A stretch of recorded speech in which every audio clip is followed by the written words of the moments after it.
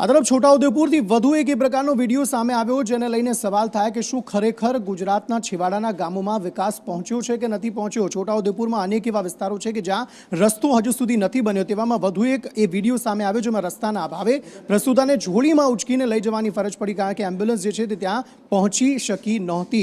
અલગ અલગ તસવીરો જે આપ જોઈ રહ્યા છો જેમાં એ સ્પષ્ટપણે દેખાઈ રહ્યું છે કે પરિસ્થિતિ કેટલી ખરાબ છે કે જ્યાં રોડ રસ્તા નથી તેને કારણે એક પ્રસૂતા છે તેને હાલાકી વેઠવાનો વારો આવ્યો। તેમના परिवारजनों છે તેમને ઝોળીમાં ઉચકીને આ રીતે લઈ જતા જે છે તે જોવા મળ્યા। એમ્બ્યુલન્સ જ્યાં પહોંચી હતી ત્યાં સુધી આ જ રીતે દંડામાં અને ઝોળીમાં ઉચકીને આ પ્રસૂતાને લઈ જવાની પરિવારજનોને ફરજ પડી હતી જે વધુ એક વખત સવાલ ઉઠાવે છે કે શું ખરેખર ગુજરાતમાં વિકાસ દરેક એટલે કે ગુજરાતના છેવાડાના ગામોમાં પહોંચ્યો છે કે કેમ।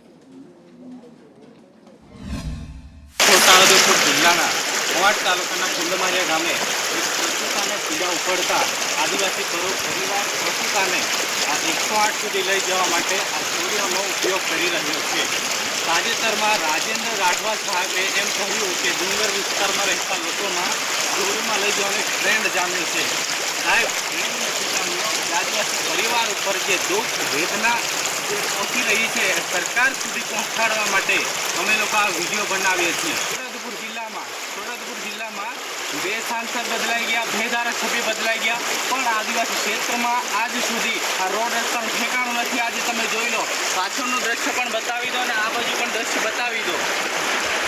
એટલે હવામાં તીર મારવાનું બંધ કરી દેજો સાહેબ। તમે ધારાસભ્ય છો માટે હવામાં તીર મારવાનું બંધ કરો। તમને જનતાએ ચૂંટાડ્યા છે જનતાનું કામ કરવા માટે, તમને એસીઓમાં બેસાડવા માટે તમને જનતાએ ચૂંટીને નથી મોકલ્યા। લગભગ દરરોજ આ પ્રકારના વિડીયો સામે આવે છે જેમાં લોકો એવું કહે છે, અધિકારીઓને કહે છે, નેતાઓને કહે છે કે ભાઈ તમને અમે શા માટે વોટ આપ્યા છે। નેતાઓને કહે છે કે શા માટે અમે તમને વોટ આપ્યા છે। આ બધી પરિસ્થિતિ જોવા માટે એ વિકાસની વાત કરવા માટે તમને વોટ આપ્યા હતા કે તમે રસ્તો બનાવશો જેના કારણે જે બેઝિક સુવિધાઓ વ્યક્તિઓને મળવી જોઈએ તે મળે, પરંતુ એ સ્થિતિ થઈ નથી અને તેના કારણે આ રોષ જે છે તે સ્થાનિકોમાં